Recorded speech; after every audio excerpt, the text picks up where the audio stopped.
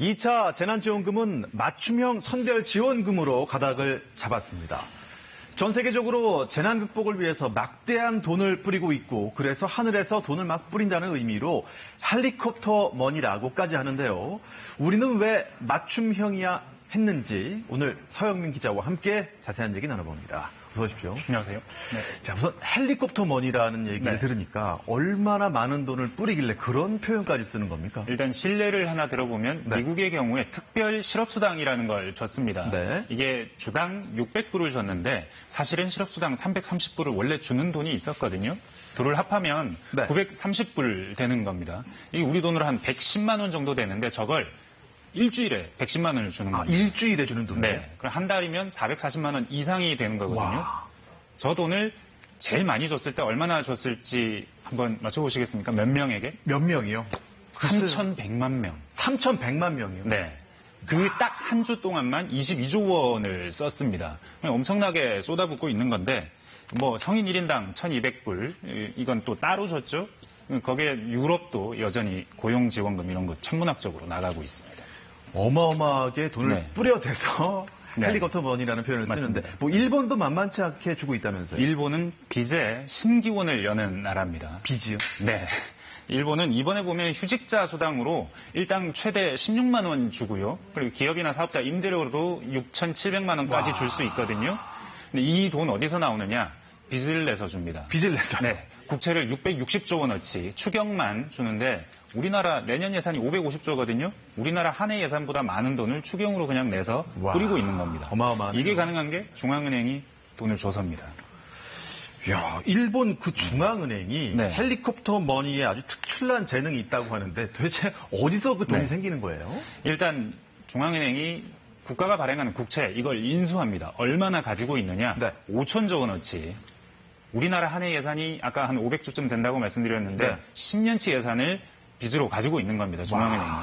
이게 사실은 빚이라고 말하는 게 좀 그런 게 이 제로금이지 않습니까? 그리고 일본 그 정부가 요청하면 중앙은행이 주는 구조라면 제로금리에 그냥 주는 구조. 이걸 그냥 꾼다기보다는 그냥 돈을 그냥 찍어내는 겁니다. 맞습니다. 거기에 더해서 일본 중앙은행은 주식도 삽니다. 굉장히 특이한 케이스인데 도쿄 증시의 시가총액의 5%를 지금 보유하고 있거든요. 올해 안에 도쿄 증시의 최대 주주가 됩니다. 글쎄요. 엄청함이 계속 지금 증폭됩니다. 이게 지금 GDP 대비 규모가 그 중앙은행이 가지고 있는 자산의 규모가 일본의 경우는 100%입니다. 근데 미국은 20% 수준밖에 안 되고 유럽도 40% 수준밖에 안 되거든요. 그러니까 일본은 정말 빚을 엄청나게 내고 있는 겁니다. 다른 나라의 경우는 어떻습니까? 일본은 100% 우리나라는 1%입니다. 빚을 내서.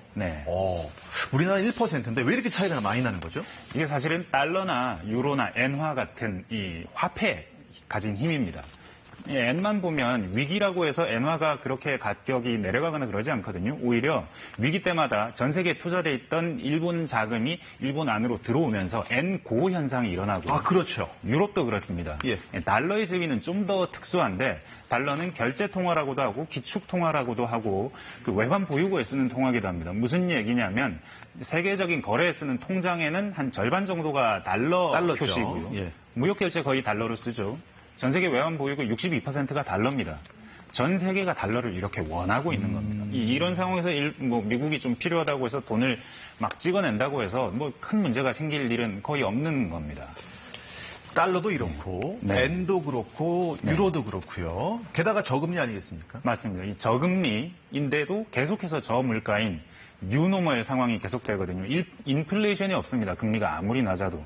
이러다 보니까 한 경제학파에서는 어떤 경제학파에서는 정부가 필요해서 돈을 뿌리는 거라면 얼마든지 중앙은행에서 빌려와서 사실은 찍어서죠. 찍어서 뿌려도 아무 상관없다. 이런 희한한 이론까지 펼치기도 합니다.